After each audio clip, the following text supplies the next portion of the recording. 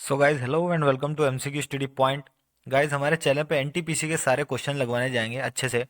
आज बारी है प्रीवियस ईयर के क्वेश्चन पेपर की। जैसे कि आप देख पा रहे हैं कि ये क्वेश्चन पेपर है 2016 का, 9 बजे से 10:30 बजे की फर्स्ट शिफ्ट का है। आरआरबी एनटीपीसी ग्रेजुएट लेवल का। Okay, CBT first. तो गाइज चलिए शुरू करते हैं इसको। पूरे 1 से 100 तक पूरे क्वेश्चन हम लोग लगाएंगे और उसको अच्छे से समझेंगे। मैथ्स और रीजनिंग के क्वेश्चन तो बारीकी से एकदम अच्छे से समझेंगे और सॉल्व करेंगे, और बाकी जिससे आपको पेपर में कोई प्रॉब्लम ना हो। और इसी टाइप के क्वेश्चंस आएंगे, उसमें थोड़ी सी संख्या उंख्या डिजिट वगैरह चेंज होगी। बस बने रहिए, इसको वीडियो को बिल्कुल भी स्किप ना करें, आखिरी तक देखें। तो चलिए शुरू करते हैं। तो गाइस देखिए, पहला क्वेश्चन है। जॉन ने कहा, शेरॉन मेरी दादी के इकलौते बेटे की बेटी है। शेरॉन जॉन से कैसे संबंधित है? तो गाइज देखिए, शेरॉन ने कहा कि शेरॉन मेरी दादी के इकलौती बेटे की। तो देखिए, अगर उसकी दादी है और उसका इकलौता बेटा है, शेरॉन की दादी का इकलौता बेटा है, तो उसका इकलौता बेटा तो उसका पिता ही तो हो गया। ये है, ये हो गया जॉन, ये हो गया इसका पिता, ये इसकी होगी दादी। ओके, अब इसका बोल रही है कि इसके दादी का इकलौता बेटा। तो अगर उसका इकलौता बेटा है तो जॉन कहाँ से आया? जॉन भी तो उसी बेटे का होगा। अब उस इकलौते बेटे की बेटी है ये बेटी है ये शेरॉन। ओके, तो इसकी क्या हो गई? ये सिस्टर हो गई, डायरेक्ट बहन हो गई, है ना। तो ऑप्शन ए बहन वाला सही है। चलिए अगला क्वेश्चन देखते हैं। एक 20 मीटर लंबी सीढ़ी एक खड़ी दीवार पर टिकी है। ये यह जमीन के साथ 6 डिग्री का कोण बनाती है। दीवार से सीढ़ी के पैरों के बीच की दूरी ज्ञात कीजिए। तो गाइज यहाँ पर थोड़ा सा करेक्शन है कि क्वेश्चन में 6 नहीं, यहाँ पे 60 डिग्री कोण दिया था, यहाँ पे गलत है। 60 डिग्री कोण है। तो चलिए इसको 60 डिग्री कोण से सॉल्व करने की कोशिश करते हैं। तो देखिए, एक 20 मीटर लंबी दीवार, एक 20 मीटर लंबी सीढ़ी है गाइस, एक दीवार से पर टिकी है। तो पहले दीवार बना लेते हैं। ओके, चलिए ये हो गई हमारी दीवार। अब इस पर एक सीढ़ी टिका देते हैं। इसी तरह से सीढ़ी टिकती है और नीचे होती है ज़मीन। ओके, अब ये सीढ़ी कितनी है? ये 20 मीटर लंबी है और ये दीवार है। ये जमीन के साथ 60 डिग्री का कोण बना रही है। अब यहाँ पे हो गया आपका 60 डिग्री का कोण हो गया। ओके, और तो दीवार से सीढ़ी के पैरों के बीच की दूरी ज्ञात कीजिए। अब आपको ये दूरी ज्ञात करनी है, और यहाँ पर ये भी शायद नहीं दिया हुआ है। ओके, तो देखिए ये क्या हो गया? ये हो गया आधार, ठीक। ये हो गया आपका कर्ण और ये हो गया लंब। तो अब इसी ऐसी सिचुएशन में इसमें ट्रिग्नोमेट्री का फार्मूला लग जाता है, जो कि होता है कॉस थीटा बराबर लंब बटे कर्ण। ओके, लंब बटे कर्ण हो जाता है।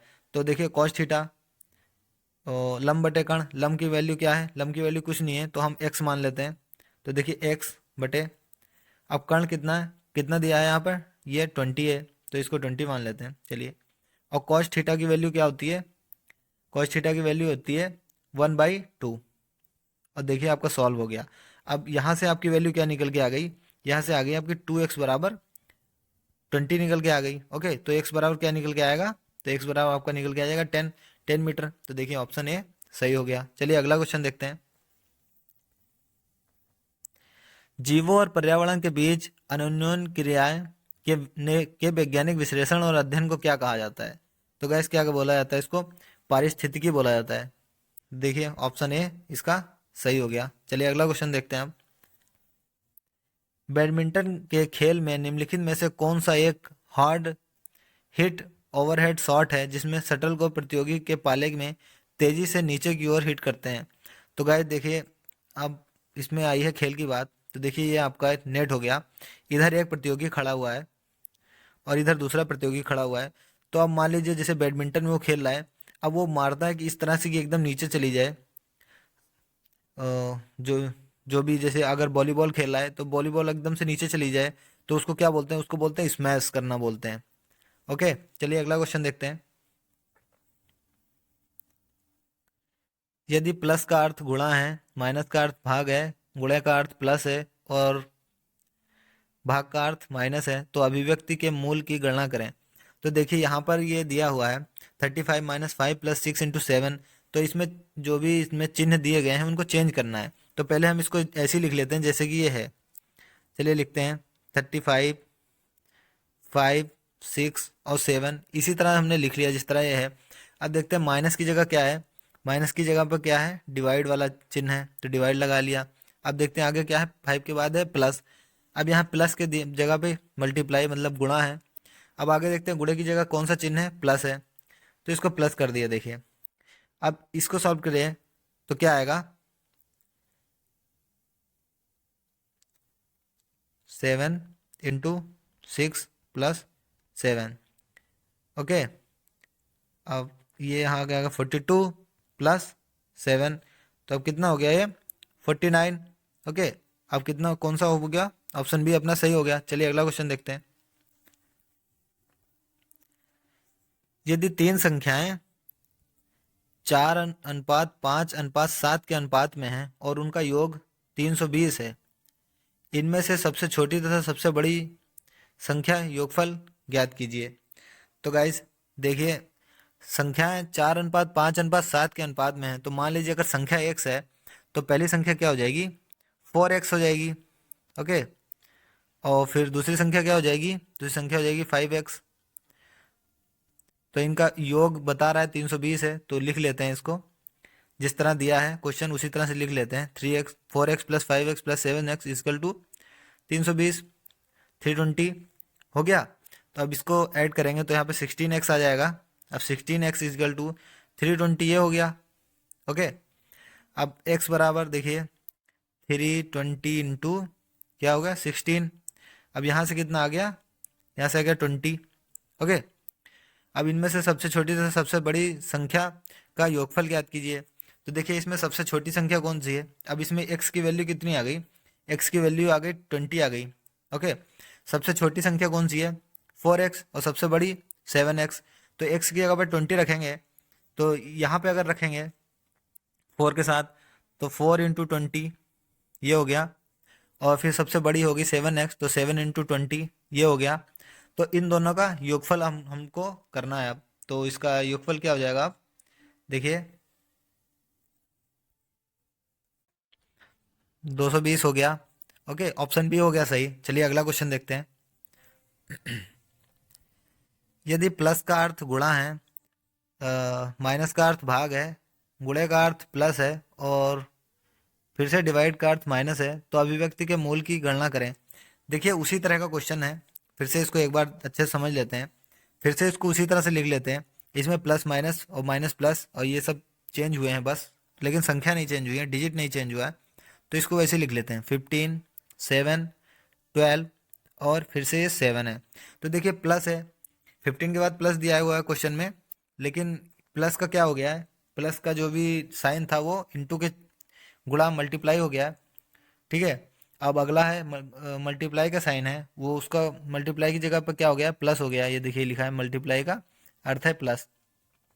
अब इसी तरह 12 के बाद है डिवाइड का है, डिवाइड का क्या हो गया, माइनस हो गया। तो इसको अब सॉल्व करेंगे तो इसका क्या आ जाएगा,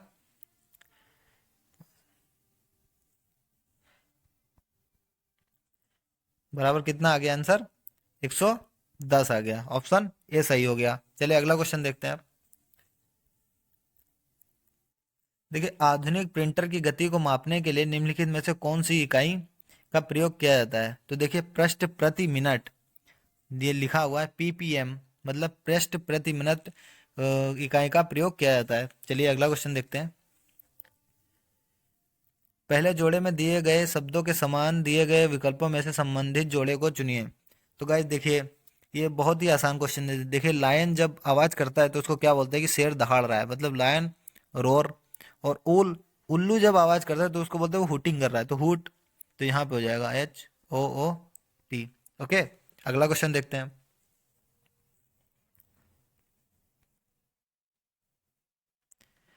तो गाइस नीचे दिए गए एक कथन के बाद कुछ निष्कर्ष दिए गए हैं, आपको इस कथन को सत्य मानना है भले ही ये सामान्यता ज्ञात तत्वों के साथ मेल ना खाते हों, और फिर यह निर्धारित करना है कि दिए गए निष्कर्षों में कौन सा इस कथन से तर्क संगत है।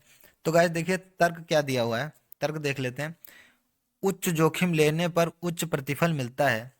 तो इन्होंने बोला है कि अगर आप जोखिम ज़्यादा लेंगे तो आपको जो है फायदा भी ज़्यादा ही होगा। ठीक है, और इन्होंने निष्कर्ष ये दो निकाले हैं, जैसे कोई जोखिम नहीं कोई लाभ नहीं, तो ये इस बात से मेल नहीं खा रहा है। कि कोई जोखिम नहीं, कोई लाभ नहीं, इन्होंने तो बोला उच्च जोखिम लेने पर उच्च फल मिलता है। तो ये निष्कर्ष सही नहीं होगा। और प्रत्येक व्यक्ति को जीवन में जोखिम लेना चाहिए, ये भी इसका भी इस बात से कोई लेना देना नहीं है। तो इसका ऑप्शन हो जाएगा डी। ना तो एक ना ही दो तर्क संगत है, मतलब ये जो अभी इन्होंने तर्क दिया है उससे संगत मेल नहीं खा रहे हैं कोई भी, ना निष्कर्ष वन ना निष्कर्ष टू। तो इसका ऑप्शन हो जाएगा डी, ना ही ए होगा ना ही बी, तो ऑप्शन कौन सा है, डी। चलिए अगला क्वेश्चन देखते हैं। नीचे कुछ देखिए, फिर उसी तरह से फिर से दिया गया है, तो डायरेक्ट अब यहाँ पर कथन देख लेते हैं। ओके, अब यहाँ पे कथन दिया है सभी कलम किताबें हैं। तो गाइस हम लोग वेन डायग्राम बनाते हैं। चलिए पहले हम लोग बना लेते हैं कलम। ये हो गया हमारा कलम। ओके, अब ये बोल रहा है कि सभी कलम यहाँ पर किताबें हैं, तो चलिए अब किताबें बना लेते हैं, बुक्स बना लेते हैं। ओके, कलम को के से डोनेट कर दिया, बुक्स को बी से। अब ये हो गया। अब सभी किताबें मेज हैं, अब सभी बुक्स कितने मेज के अंदर आ गई। चलिए मेज हो गया हमारा। ओके, तो अब देख रहे हैं इस पे कि कौन सा कथन, सभी मेज कलम है। तो गाइस सभी मेज कलम नहीं हो सकता, बल्कि सभी कलम मेज हो सकता है। ओके, क्योंकि कुछ कलम हैं जो मेज हैं लेकिन सभी मेज कलम नहीं है, तो ये गलत हो गया आपका। कुछ मेज कलम है, देखिए कुछ मेज कलम है, हाँ ये तो ऑप्शन सही है इसका। ठीक है, तो ये सही हो जाएगा कि कुछ मेज कलम है। सभी किताबें कलम है, देखिए सभी किताबें कलम नहीं है, कुछ किताबें कलम है। और कोई भी मेज किताब नहीं है, कोई भी मेज किताब नहीं है, ऐसा नहीं हो सकता, क्योंकि थोड़ी सी जो है मेज जो है वो किताब भी है। तो इसका ऑप्शन बी सही हो जाएगा। चलिए अगला क्वेश्चन देखते हैं।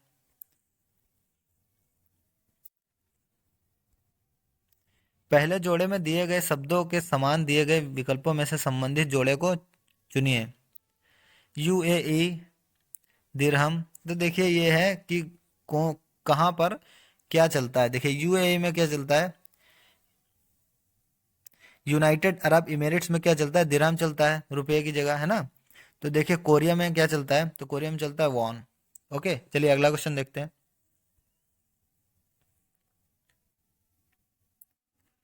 अगला क्वेश्चन है, ये रीजनिंग का है, तो चलिए इसको अच्छे से समझ लेते हैं। यदि वन बराबर ए बराबर वन और ई ए टी बराबर 26, तो एस ई ए टी बराबर क्या होगा। तो गाइस देखिए ई ए टी बराबर 26 आया कहाँ से, पहले अगर हम उसको समझ लेंगे तो हम क्या निकाल लेंगे, एस ई ए टी बराबर कितना होगा। ओके, तो देखिए ए बराबर वन दिया है, तो ए बराबर वन हमने वैल्यू रख ली। ओके, तो ई बराबर क्या हो जाएगा, ई ए बी सी डी में कौन से नंबर पे आता है, पांचवें नंबर पे आता है। ओके, और टी कौन से नंबर पे आता है, 18वें नंबर पे आता है। तो इसका टोटल कितना हो गया, 26। तो देखिए यही यही दिया हुआ है, इसी तरह से हम करेंगे तो हमारा सेट का निकल आएगा। तो चलिए एस कौन से नंबर पे आता है, 19 नंबर पे आता है। और ई पाँचवें नंबर पे आता है। ए आता है पहले नंबर पे। और टी आता है 18वें नंबर पे। अब देखिए इसको हमने ऐड कर लिया, 45 निकल के यहाँ पर आ गया, ऑप्शन ए सही हो गया, कितनी आसानी से हमने कर लिया। चलिए अगला क्वेश्चन देखते हैं।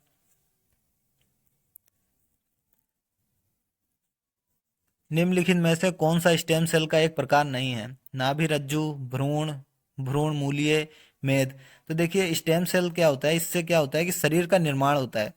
तो गाइज ये नाभि रज्जु, ये भी हमारे शरीर से रिलेटेड ही है। ओके, भ्रूण और भ्रूण मूलीय ये सब पता है, जीवन की जीवन को मतलब नए शरीर को बनाने में बहुत ही ज़्यादा हेल्प करते हैं। ओके, तो ये सब हो जाएगा, लेकिन एक प्रकार नहीं है, तो मैथ फैट जो है वो उसका स्टेम सेल का प्रकार नहीं है। तो ठीक है, ऑप्शन डी सही हो जाएगा।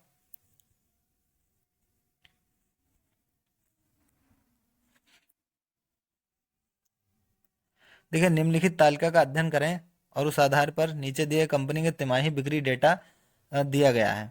तो गाइस देखिए कंपनी का बिक्री डेटा दिया गया है कि फाइनेंशियल ईयर, देखिए फाइनेंशियल ईयर 12-13 में क्वार्टरली मतलब एक तिमाही में 25 लाख रुपए की बिक्री हुई। फिर 12-13 के क्वार्टरली टू में 34 लाख की बिक्री हुई। इसी तरह से पूरा दिया हुआ है, 13-14 तक दिया हुआ है। ओके, तो अब क्वेश्चन है ये कि वित्तीय वर्ष 14-15 के लिए कुल बिक्री कितनी है। तो वित्तीय वर्ष हम लोग 14-15 ढंग से देख लेते हैं। तो पहले समझते हैं कि वित्तीय वर्ष, तो देखिए एक वर्ष में कितनी तिमाही होती हैं। अब तिमाही होती है 3 महीने की। ओके, 3 महीने की तिमाही हो गई, तो अब उसको 4 बार एक महीने में तिमाही होगी, तभी तो 12 महीने होंगे। तो आपको एक वर्ष में कितनी तिमाही हो गई? 4। ओके, तो यहाँ पर निकालना है, वार्षिक निकालना है। तो देखिए 1 2 3 4, ये देखिए दिया हुआ है 1 2 3 4, मतलब पहली तिमाही में 45, दूसरी में 48, और तीसरी में 44, और पांचवी में 41, इस तरह से हो गया है। ओके, तो इन सबको हम ऐड कर देंगे अगर, तो हमको पूरे साल का निकल आएगा कि कितनी इनकम हुई है। ओके, इनको ऐड कर देंगे तो ऑप्शन आपका बी 178 लाख आ जाएगा। ठीक है, कौन सा ऑप्शन आ जाएगा? 178 लाख रुपए आ जाएगा। बस आपको चारों तिमाहियों को ऐड कर लेना है, बस टोटल आ जाएगा। चलिए अगला क्वेश्चन देखते हैं। देखिए फिर से उसी तरह का क्वेश्चन है ये। एक टेबल दी हुई है और इसमें क्वेश्चन क्या पूछा है, फाइनेंशियल ईयर 12-13 से फाइनेंशियल ईयर 13-14 में कंपनी की बिक्री का साल विकास प्रतिशत में कितना है। तो गाइज आप फाइनेंशियल ईयर 12-13 की टोटल निकालेंगे, बिक्री कितनी है, 12 और 13 की आप टोटल बिक्री निकालेंगे, फिर आप 13 और 14 की टोटल बिक्री निकालेंगे। तो अब पूछा है देखिए प्रतिशत में कितना है। ओके, तो इसका जो भी आ जाएगा, इसका जो भी वैल्यू आएगी, वो 13-14 की जो भी वैल्यू आएगी, तो उनको माइनस कर देंगे, तो आपकी जो टोटल वैल्यू आएगी वो उसका 13-14 की वैल्यू के सापेक्ष देखेंगे कि कितना प्रतिशत है। तो गाइस वो आ जाएगा 25% आ जाएगा। ओके, बहुत ही आसान है, आप कर सकते हैं।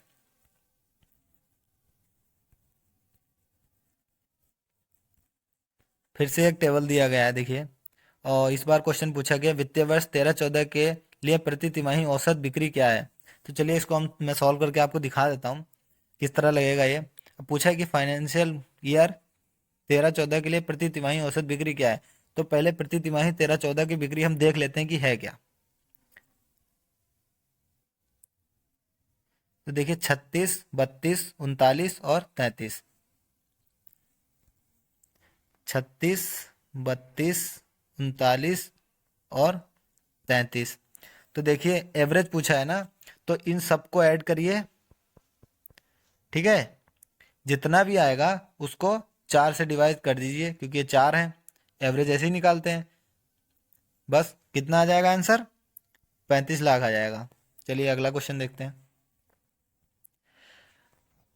महान सम्राट अशोक किस वंश के थे। तो गाइस किस वंश के थे महान अशोक सम्राट? अशोक वंश के शासक थे। चलिए अगला क्वेश्चन देखते हैं। हाँ, ये क्वेश्चन थोड़ा सा सही है, चलिए इसको समझने की कोशिश करते हैं ढंग से। दिया हुआ है ए और बी साथ मिलकर एक काम को 40 दिन में कर सकते हैं।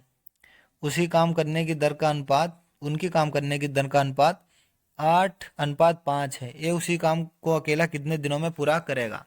तो गाइस देखिए ए और बी साथ में मिलकर 40 दिनों में पूरा करते हैं और उनका काम का अनुपात 8:5 है। तो देखिए टोटल ए की, तो एक ए की मतलब ए की कितनी है कैपेसिटी, 8 हो गई है ना, और बी की कितनी होगी, 5 हो गई। तो ए प्लस बी मतलब दोनों एक साथ कितना करेंगे फिर, 8 + 5। ओके, बराबर कितना हो गया, 13 यूनिट वो लोग काम करेंगे एक दिन में। ओके, तो देखिए इस तरह करते हैं तो 40 दिनों में काम करते हैं, तो देखिए 40 दिनों तक 13 यूनिट का काम करते हैं ये लोग। तो ये कितना हो गया काम, 520 यूनिट हो गया। अब बोला है कि अगर ए उस काम को अकेला करेगा, तो ए की क्या है वैल्यू, ए की कितनी है, 8 है। 8 यूनिट एक दिन में काम करता है, तो इसको 520 से आप 520 को 8 से डिवाइड कर दीजिए, आ गया कितना, 65 डेज आ गया, जो कि ऑप्शन आपका ए सही है। चलिए अगला क्वेश्चन देखते हैं।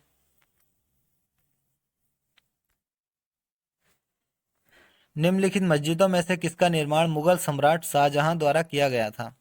तो गाइज जामा मस्जिद जो कि दिल्ली में है ना, वो बहुत फेमस है, उसका निर्माण किया गया था मुगल सम्राट शाहजहां द्वारा। ओके, चलिए अगला क्वेश्चन देखते हैं। श्रीलंका तब सिलोन, गाइस श्रीलंका पहले सिलोन थी। ओके, उसको किस वर्ष डोमिनियन ऑफ सिलोन के रूप में स्वतंत्रता प्रदान की गई थी। तो गाइस कब की गई थी, 1948 में। देखिए देखिए 22 नंबर क्वेश्चन देखते हैं आप। एक समकोण त्रिकोण का क्षेत्रफल 30 वर्ग मीटर है। यदि ऊंचाई आधार बेस से 7 मीटर अधिक होती है तो उसका आधार बेस ज्ञात कीजिए। तो गाइस चलिए इसको लगाते हैं। देखिए ऐसे क्वेश्चन को करने के लिए क्या एक फार्मूला होता है, क्या होता है वो, एरिया बराबर, एरिया बराबर होता है 1/2, ओके, गुणे आधार, आधार मतलब क्या होता है बेस, इंटू हाइट, हाइट क्या होता है ऊंचाई है। तो देखिए यहाँ पर एरिया क्या दिया हुआ है, 30 वर्ग मीटर पहले ही दिया हुआ है, 1/2 इंटू, देखिए आधार हमें कुछ पता नहीं है तो हम उसको एक्स मान लेते हैं, ओके, और इंटू, देखिए यहाँ पे दिया हुआ है ऊंचाई जो है आधार से 30 मीटर अधिक है,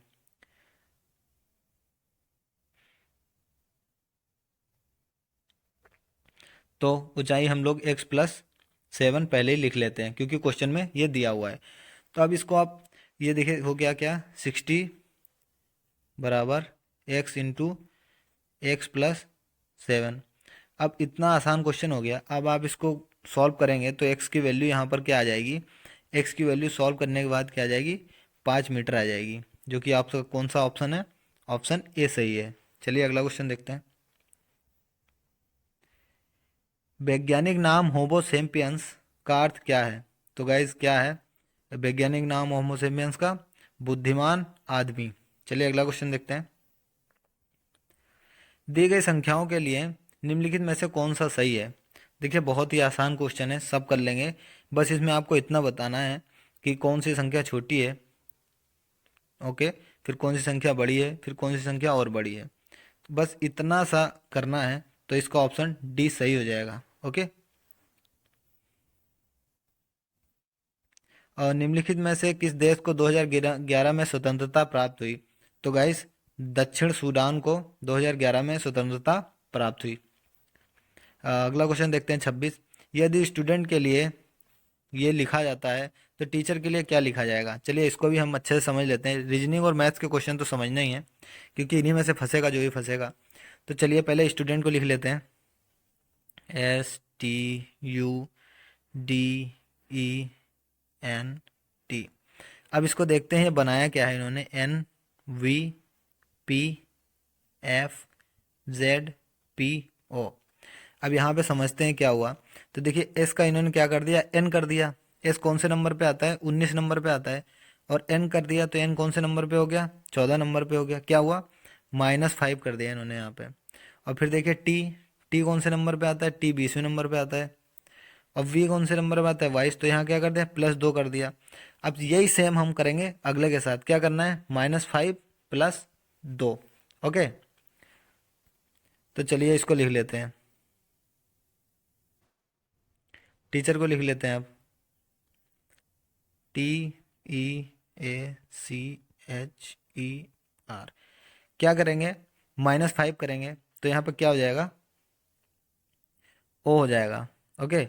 और फिर यहाँ पे +2 करेंगे तो ई के बाद क्या आ जाएगा, एफ, और फिर जी। तो देखिए ओ जी बन गया, तो ए ऑप्शन में ए है, ओ जी, यही आपका सही हो जाएगा। पूरा करके टाइम वेस्ट करने की जरूरत नहीं है जब ऑप्शन मिल ही गया है। अब अगला देख लेते हैं। कंप्यूटर के निर्माता उपयोगकर्ता द्वारा एक प्रोग्राम किए जाने के बाद निम्नलिखित में से किसे संशोधित नहीं किया जा सकता है।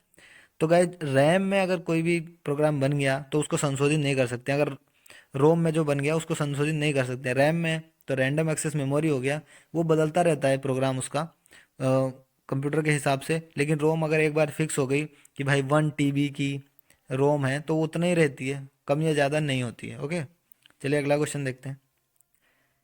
दो धनात्मक संख्याओं का अंतर 50 है और उन दोनों का अनुपात 7:2 है, तो दोनों संख्याओं को गुणनफल ज्ञात कीजिए। चलो इसको भी बड़े अच्छे से समझेंगे क्योंकि मैथ का क्वेश्चन है, मैथ में से ही फंसने वाले हैं। तो देखिए धनात्मक संख्याओं का अंतर 50 है, उन 50 अंतर है, चलिए 50 है तो लिख लेते हैं पहले कि अंतर, अंतर जो है 50 है। चलिए उन दोनों का अनुपात 7:2 है, तो पहली संख्या क्या हो जाएगी, 7x, ठीक है, और दूसरी संख्या क्या हो जाएगी, 2x। अब अंतर है तो घटा दीजिए, बड़ी में छोटी घटा दी, 50 आ गया, यही बोलते हैं अंतर है। और ये है इतना दिया है। अब आगे अपन लोग समझदार हैं, खुद ही कर लेंगे। ये कितना हो गया, 5x हो गया बराबर 50। तो x की वैल्यू यहाँ से कितनी आ गई, 10 आ गई। ओके, अब ये क्या बोल रहा है, तो दोनों संख्याओं का गुणनफल ज्ञात कीजिए। अब जब x की वैल्यू 10 आ गई तो देखिए यहाँ पे इसमें रख देते हैं। ठीक है, 7x, तो 7 × 10 हो जाएगा ना, ये कितना आ गया, 70 हो गया। और फिर इसमें रख देते हैं 2x में, तो 2 × x आ गया, है ना, फिर 20 हो गया। ठीक है,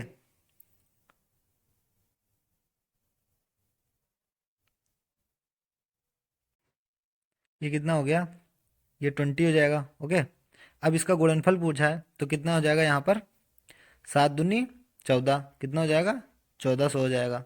चलिए अगला क्वेश्चन देखते हैं। यदि हेल्थ बराबर इतना तो हॉस्पिटल बराबर कितना। तो गाइस देखिए, ये उसी तरह के क्वेश्चन है, रीजनिंग का है तो सॉल्व करेंगे ज़रूर। तो देखिए यहाँ पर हम लोग रिलेशन समझ लेते हैं। देखिए एच के बाद कितना आ गया, आई, तो यहाँ पर एच के बाद क्या आना चाहिए, यहाँ पे भी एच के बाद आई आना चाहिए। चलिए पहला अक्षर मिल गया। अब देखिए ई के बाद क्या आया है, डी, तो मतलब क्या हुआ, एक माइनस कर दिया गया ना, डी के बाद ई आता है ना। तो देखिए ओ से एक एक पीछे जाएंगे हम लोग तो क्या क्या हम लोग को मिल जाएगा, एन मिल जाएगा। तो देखिए आई एन, तो कि आई एन किस में है, चौथे में है आई एन। हो गया आपका क्वेश्चन। अब आगे चलते हैं। जलियांवाला बाग हत्याकांड का आदेश किसने दिया था। तो किसने दिया था जलियांवाला बाग हत्याकांड का आदेश, कर्नल रेजिनॉल्ड डायर ने। ऑप्शन ए सही हो जाएगा। चलें अगले क्वेश्चन पे। अर्धवार्षिक रूप से चक्रवर्ती ब्याज से 80,000 रुपये के 2 वर्ष बाद 20% की वार्षिक दर से कितने रुपए हो जाएंगे। तो गाइज देखिए, ये क्वेश्चन बहुत ही आसान है, बस इसको थोड़े से समझने की देर है। अब देखिए यहाँ लिखा अर्धवार्षिक रूप से, कि मतलब हर आधे वर्ष में ब्याज लग रहा है। अब ये बोल रहा है कि 2 वर्ष बाद, तो 2 वर्ष में कितनी बार लगा ब्याज, 4 बार ब्याज लग गया। ठीक है ना, 20% लगा एक साल, फिर 20%, फिर 20%, फिर 20%। अब देखिए चक्रवृद्धि ब्याज में क्या होता है कि जैसे इसका 80,000 का 20% आप अभी निकालेंगे तो इसका हो जाएगा 16,000 हो जाएगा। ठीक है, पहली बार जो लगा 20% ब्याज पहले साल में, तो 80,000 में 16,000 ऐड कर देंगे, तो जितना आएगा उस पे फिर अगले बार फिर 20% ब्याज लगेगा। ओके, क्योंकि चक्रवर्ती ब्याज में ये होता है कि ब्याज जो होता है उसको भी ऐड करके उस पर भी ब्याज लग जाता है। इसी तरह इसको करेंगे, 4 बार निकालेंगे बस, और जितना आंसर आएगा, आंसर आपका आ जाएगा ये 1,17,128 रुपये आ जाएगा। ऑप्शन बी आपका सही हो जाएगा। अगर कुछ लोग करते हैं फॉर्मूले से, कुछ लोग को फार्मूले से करना होता है, तो फार्मूले से कैसे करते हैं, इसका फार्मूला होता है, मैं बता देता हूँ क्या होता है फार्मूला।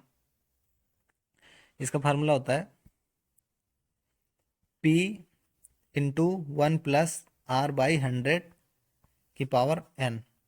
n बराबर कितने सालों के लिए। ओके, तो रेट ये हो गया, r बराबर रेट, मतलब किस रेट पर ब्याज दिया गया है। ठीक है, चलिए अगला क्वेश्चन देखते हैं। पहले जोड़े में दिए गए शब्दों के समान दिए गए विकल्पों में से संबंधित को चुनिए। देखिए बिहार, पटना तो गुजरात। अब ये राजधानी के बारे में पूछ रहा है, जाहिर है, तो बिहार की राजधानी पटना, तो गुजरात की क्या हो जाएगी, गांधीनगर। चलिए अगला क्वेश्चन देखते हैं। निम्नलिखित में से कौन सा एक प्रारंभिक कंप्यूटर नहीं है। एटलस, लियो, इनियक, लाइन, लेंस। तो गाइज देखिए, एटलस भी प्रारंभिक कंप्यूटर नहीं है, लियो भी नहीं है, इनियक भी नहीं है, नेक्स्ट लिंक्स लिंक्स भी नहीं है। तो इसका मतलब ये क्वेश्चन ही गलत है। हाँ ठीक है, ये क्वेश्चन गलत है, इसका सबको नंबर मिला होगा जो भी करके आया होगा। अब अगला क्वेश्चन देखते हैं। मैथ है, मैथ जरूर सॉल्व करेंगे, बच्चों को अच्छे से मैथ मैथ पढ़ाना है। और सब्सक्राइब कर लीजिए अगर सब्सक्राइब नहीं किया है, और अगले वीडियो का नोटिफिकेशन आपको तुरंत मिल जाएगा अगर आप सब्सक्राइब करेंगे तो। अगर नोटिफिकेशन नहीं आता तो आप फेसबुक पेज, हमारे टेलीग्राम चैनल को भी ज्वाइन कर लीजिए, लिंक मैं दे दूंगा डिस्क्रिप्शन में। ओके, चलिए अब इसको देखते हैं अच्छे से। एक व्यक्ति अपने पुत्र से 26 वर्ष बड़ा है। ओके, अब यहाँ पे ले लेते हैं, पुत्र को ले लेते हैं, तो पुत्र मतलब सन। ठीक है, सन को ले लेते हैं, और ये हो गया, ये फादर ले लेते हैं इधर। तो अपने पुत्र से इसकी सन की कितनी हो जाएगी, एक्स, और ये भाई साहब कितने हो गए इसके पिता, x + 26 बड़े हो गए। यहाँ तक तो सॉल्व कर लिया आपने। 3 वर्ष बाद उसकी आयु अपने पुत्र की आयु की 3 गुनी हो जाएगी। 3 वर्ष बाद हो जाएगी। तो चलिए इसको बनाते हैं 3 वर्ष बाद। चलिए इसमें 3 वर्ष बना दिए। अब 3 वर्ष बाद इनकी क्या हो गई, 3 गुनी हो जाएगी इनकी आयु, है ना। चलिए इनको भी तीन तीन जोड़ लेते हैं, ठीक है। अब पिता की वर्तमान आयु ज्ञात कीजिए। तो चलिए देखते हैं, 3 वर्ष बाद इतनी हो गई इनकी, ठीक। और इनकी हो गई। अब इनकी बोल रहे हैं कि इनकी जो है 3 गुनी हो जाएगी, तो इनको 3 गुना कर देते हैं पुत्र को। इतना हुआ बराबर एक्स प्लस ये कितना हो गया, 26×3 = 29 हो गया। अब ये आपकी इक्वेशन बन गई, इसमें कुछ नहीं रखा। अब देखिए इसको सॉल्व करिए। 3x + 9 बराबर x + 29। तो चलिए अब इसको सॉल्व नहीं करते। अब इसको x की वैल्यू हम बताते हैं कितनी आएगी। x की वैल्यू इसकी आ जाएगी 10, ठीक है। इसकी x की वैल्यू 10 आ गई। अब इसमें देखिए क्वेश्चन बोल रहा है कि अपने पुत्र से 26 वर्ष बड़ा है। अब ये x की वैल्यू हमने किसकी मानी थी, हमने मानी थी सन की वैल्यू, मतलब पुत्र की वैल्यू मानी थी, एज मानी थी x। तो x कितनी आएगी, 10 वर्ष। अब ये बोल रहे हैं कि अपने पुत्र से 26 वर्ष बड़ा है। तो अगर पुत्र 10 साल का है और ये 26 वर्ष बड़े हैं, तो ये 36 वर्ष के नहीं हो गए, है ना। तो ऑप्शन बी हो जाएगा सही। चलो अगला देखते हैं आप। 25, 23, 26, 29, 31, 39 और 11 की माध्यिका ज्ञात कीजिए। तो देखो माध्यिका ज्ञात करने के लिए सबसे प्यारा फंडा, 25 + 23 + 26 + 29 + 31 + 11/2, 4, 6, 7 जोड़ के भाग कर दो, कितना आ जाएगा, 26। देखिए एक निश्चित धनराशि का साधारण ब्याज की एक निश्चित दर से 6 वर्षों के लिए निवेश किया गया।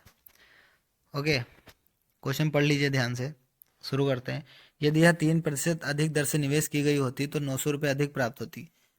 अगर 3% दर से निवेश की गई होती तो 3% दर से 6 वर्षों के लिए की गई होती, है ना। तो कितना हो गया, लगभग 18। तो 18% की वैल्यू क्या दिखा रहा है, 900 रुपये, है ना। टोटल बोल रहा है कि टोटल इतने रुपए अधिक प्राप्त होता है, मतलब 6 वर्षों में। एक बार का मत बना, मान लीजिएगा 3% लगा दे, इतना 3% लगाया कितना, 6 सालों के लिए, तब 900 प्राप्त हुआ। तो 6×3 = 18 हो गया, 18% बढ़ा टोटल, तो 900 के बराबर हो गया, है ना। इसको मिटा देता हूँ मैं, एक जीरो को मिटा देता हूँ। अब बचा, हाँ 900 के बराबर हो गया। तो देखिए इसको मोटा मोटा अगर समझ ले हम, तो 20% बराबर, जैसे अगर हम 1000 मान लें, 900 है, 1000 है, तो 20%, तो इसको अगर 100 में गुणा करेंगे, 100% बनाएंगे तो 5 से गुणा कर देंगे, 20×5 = 100। तो इसको भी अगर हम 5 से गुणा कर देंगे तो देखिए कितना आ रहा है, 5000 आ रहा है। पूरा कैलकुलेशन से आप बच गए। और देखिए 5000 ऑप्शन भी है, टिक मार दीजिए। चलिए आगे बढ़ते हैं। ये क्वेश्चन है, क्वेश्चन नंबर 37। ओके, 2/5 + 2/9 भाग करना है 2/5 + 5/9, इसको करना है। तो चलिए इसको हर बराबर करते हैं, पता ही होगा सबको। चलो छोटे छोटे लिख के जल्दी से हर बराबर कर लेते हैं। 18 + 10/45 भाग, और फिर यहाँ पर क्या आ जाएगा, 45/18 + 25। ओके, और फिर देखते हैं 28/45 गुणे 45/43। तो देखिए 45 कट गया, अब क्या बचा, 28/43। ऑप्शन बी सही है। चलिए आगे चलते हैं अब।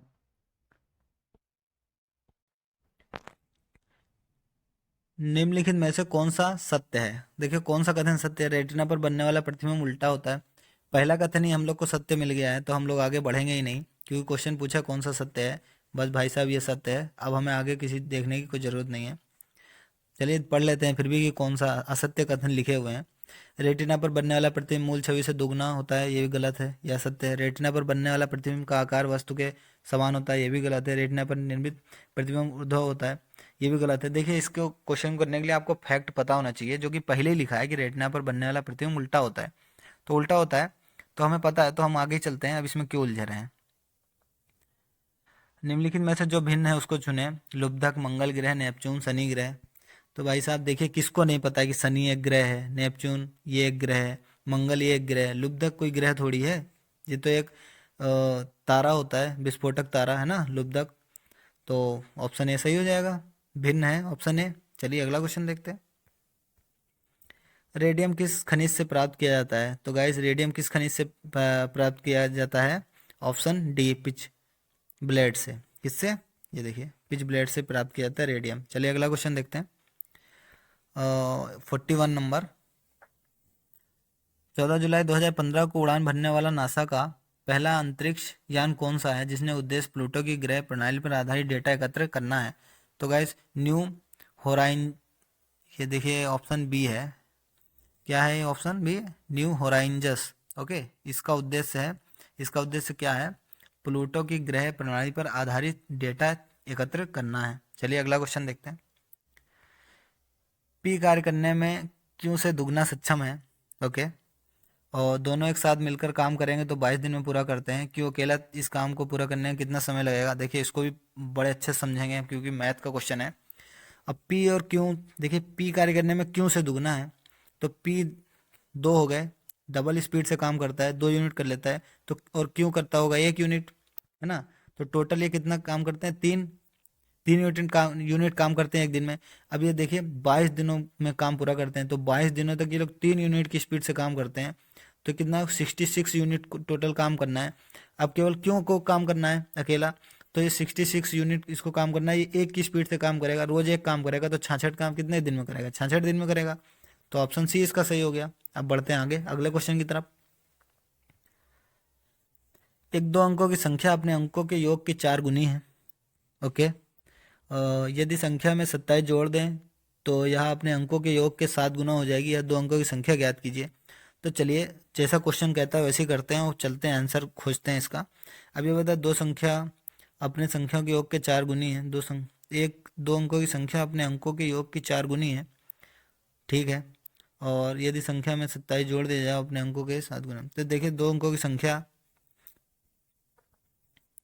एक्स वाई हो गई। ओके, अपने अंकों के योग के 4 गुनी है वो। ये हो गई इक्वेशन आपकी यहाँ से निकली। ये 4 गुनी है। तो अब देखिए यदि इसमें संख्या में 27 जोड़ दिया जाए तो वह अपने अंकों के योग के साथ गुनी हो जाती है। गाइस देखिए, इसमें ऑप्शन को ही लेकर चलें थोड़ा सा। जैसे अगर हमने उठाया ऑप्शन 36 उठाया, तो अगर ऑप्शन, दो अंकों की संख्या क्या है? दो अंकों की संख्या मान लीजिएगा हम 36 से 36 ही रख देते हैं यहाँ पर, ठीक है। और फिर दो संख्या और 3 + 6 हो गया यहाँ पर, है ना? ये अब ये कितना हो जाएगा? देखिए 6 3 9 और 9 × 4 ये 36। ये देखिए एकदम सेटिस्फाई कर रहा है, तो मतलब ऑप्शन डी सही हो सकता है। और आगे और भी कंडीशन दी है, यदि संख्या में 27 जोड़ दिया जाए तो वह अपने अंकों के योग की 7 गुना हो जाएगी। अब इसमें देखिए 27 जोड़ते हैं, 36 + 27, तो ये कितनी हो गई? 63 हो गई। अब अपने अंकों की योग की 7 गुना हो जाएगी। अब अपन अंकों का योग कितना है? अंकों का योग कितना था इनका? 3 + 6 कितना? 9 था। तो इसकी 7 गुनी है क्या? तो मतलब इसका 7 गुना क्या 63 है? ये जो हो रहा है, तो हाँ है तो, क्योंकि देखिए अगर 9 से इसको डिवाइड करते हैं तो 7 आ जाता है यहाँ पर, ठीक है। तो ऑप्शन हो जाएगा आपका 36 हो गया। देखिए बच गए फालतू के कैलकुलेशन से, ऑप्शन से खत्म कर दिया इस क्वेश्चन को। 2016 में दुनिया की सर्वप्रथम तेजी से असर करने वाला रेबीज रोधी दवा का लॉन्च डॉट डॉट में किया गया था। तो गाइस ये किया गया था इंडिया में किया गया था। ओके, उस हिसाब से जब ये 2016 में पेपर हुआ तो उस हिसाब से ये करंट अफेयर था। उसी हिसाब से इस बार भी करंट अफेयर पूछा जाएगा एनटीपीसी में, है ना? इससे आपको पता चल जाएगा कि किस टॉपिक से कितने क्वेश्चन आते हैं, और मैथ और रीजनिंग के क्वेश्चन तो इसी टॉपिक से आएंगे ही आएंगे। तो चलिए अगला क्वेश्चन देखते हैं। NaCl किसका रासायनिक सूत्र है? तो NaCl नमक का रासायनिक सूत्र होता है। ओके, सबको पता है, ऑप्शन सी सही हो जाएगा। चलिए अगला क्वेश्चन देखते हैं। अगला क्वेश्चन बहुत ही डरावना है उनके लिए जिनको मैथ से डर लगता है। और गाइज अगर आपको थोड़ा सा मैथ से डर लगता है तो कमेंट करिए, हम शुरू से जीरो से हीरो वाली सीरीज चलाएंगे यार, आपको सब याद आ जाएगा, सब हो जाएगा आपसे।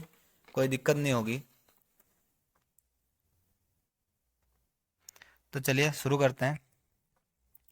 एक नाव धारा के विरुद्ध दिशा में शहर एक्स से वाई शहर की ओर जाती है और धारा की दिशा में वाई से शहर एक्स की ओर वापस आती है। यदि स्थिर पानी में नाव की गति 40 किलोमीटर प्रति घंटा तथा धारा की गति 10 किलोमीटर प्रति घंटा, तो पूरी यात्रा में नाव की औसत गति गति तो चलो इसको उड़ाते हैं अच्छे से, आसान भाषा में उड़ाते हैं इसको।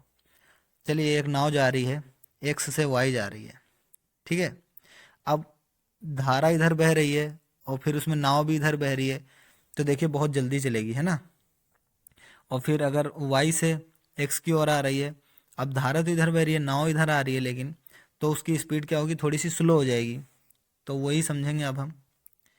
अब देखिए यहाँ पे इसकी स्पीड लिखी है 40 किलोमीटर नाव की, है ना, और धारा की है 10 किलोमीटर। तो ऐसा क्या होगा, जब हम धारा के साथ जाएंगे तो देखिए इसकी भी जुड़ गई, इसकी भी जुड़ गई, 50 किलोमीटर वाली स्पीड बन गई इसकी, है ना। और जब उसके विपरीत आएंगे तो 40 किलोमीटर नाव चलती है, लेकिन 10 किलोमीटर ये धारा इसको पीछे घसीट लेती है, तो उसकी 30 हो गई। उसने डिस्टेंस कितनी कवर की, 30 कवर की। तो इसका जो फार्मूला होता है ये होता है धारा के साथ और फिर धारा के विपरीत बटे शांत। अब शांत धारा में कितनी है, 40। बस इसको आप कर दीजिए सॉल्व, आपका आ जाएगा 37.5, ऑप्शन सी। चलिए अगला क्वेश्चन देखते हैं अब। 2019 रग्बी विश्व कप की मेजबानी कौन सा देश करेगा? तो गाइस कौन सा, उस समय ये करंट अफेयर था, जापान ने की थी। तो चलिए अगला क्वेश्चन देखते हैं। पी पहले 1 घंटे में 50 किलोमीटर प्रति घंटा की गति से चलता है और अगले 2 घंटों में 70 किलोमीटर प्रति घंटा की गति से चलता है। पी की औसत गति कितनी है? तो गाइस देखिए इसको भी बड़े अच्छे से समझेंगे हम लोग। पी 50 किलोमीटर प्रति घंटा गति से चलता है, 1 किलोमीटर ही चल रहा है ना। फिर 70 किलोमीटर गति से चलता है अगले 2 घंटे, है ना, मतलब 2 घंटे ही चल रहा है। 50 किलोमीटर से 1 घंटा चला, फिर 70 से 2 चला, ये टोटल इसने गति चल दी, ठीक है। अब कितने घंटे चला टोटल, देखिए 2 घंटे यहाँ, 1 घंटे यहाँ, 3 घंटे चला। तो बस इसको सॉल्व कर दीजिए, 50 प्लस 140/3 बराबर 190/3, 63.33, है ना। कौन सा ऑप्शन है? ऑप्शन बी, उड़ गया। चलिए अगला देखते हैं। पी ने एक वस्तु 1200 रुपये में खरीदी और इसे 10% लाभ पर बेच दिया। यदि यहाँ 1380 रुपये में बेची गई होती तो लाभ में कितने प्रतिशत वृद्धि होती? इसको भी बड़े प्यार से समझेंगे अब। देखिए पी ने एक वस्तु 1200 रुपये में खरीदी, चलो भाई साहब ये 1200 रुपये में खरीदी है, खरीद ली 1200 रुपये में, और इसे 10% लाभ पर बेच दिया, मतलब कितने रुपए में बेची? 1200 रुपये का 10% हुआ 120, ठीक है। अब इसको जोड़ लेते हैं, ये 3 1, इतने रुपए में बेची तो इसने इसको 10% का लाभ हो गया, ठीक। अब ये बोल रहा अगर 1380 रुपये में बेच गई होती तो लाभ कितने प्रतिशत का होता? तो देखिए अब ये 1380 रुपये बोल रहा है कि कितने पे बेची होती, तो कितने रुपए और हैं, 60 रुपये और हैं। तो गाइस देखिए यहाँ पर बढ़ा 120 बढ़ा, तो यहाँ कितना 10% बढ़ गया। तो अगर हमें 60% बढ़ाना है तो 5% बढ़ाना होगा, है ना। 10 पहले का, 5 अब टोटल 15% बढ़ा के बेचना होगा। 15% ऑप्शन डी, और सॉरी अब बढ़ाना है ना, अब केवल 5% बढ़ेगा। 60 रुपये बढ़ा के बेचने हैं टोटल 5%, तो ऑप्शन ये सही हो जाएगा। चलिए अगला क्वेश्चन देखते हैं। यदि COIL बराबर ये और पुलिस बराबर इतना तो प्राइस बराबर कितना? तो गाइस देखिए इसको किस तरह से लिखते हैं हम लोग।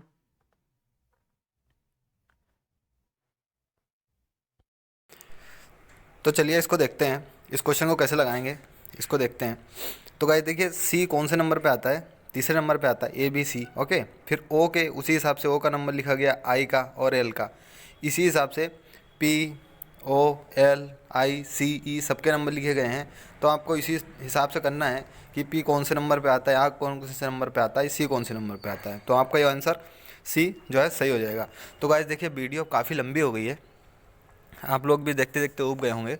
और तो नेक्स्ट 51 से 100 क्वेश्चन अगले वीडियो में रखते हैं। आपको वीडियो अगर देखनी होगी वो तो हमारे चैनल की प्लेलिस्ट में चले जाइएगा, RRB NTPC रिक्रूटमेंट 2020 में आपको वो मिल जाएगा। और तब तक बने रहिए MCQ स्टडी पॉइंट पर। तब तक इन वीडियो को समझिए, क्वेश्चन को समझिए, अच्छे से लगाने की कोशिश कीजिए। और फिर देखिए 1 से 50 तक इसमें हो गए, अब 51 से 100 तक हम लोग दूसरे वीडियो में लगाएंगे, तो आपका पूरा क्लियर हो जाएगा। और उसके बाद हम लोग दूसरा सेट भी लगाएंगे जो भी दूसरी शिफ्ट में हुआ होगा, तो आपको मैथ्स और रीजनिंग के पूरे क्वेश्चन याद हो जाएंगे, उसी तरह के क्वेश्चन आएंगे। ठीक है गाइस, थैंक यू।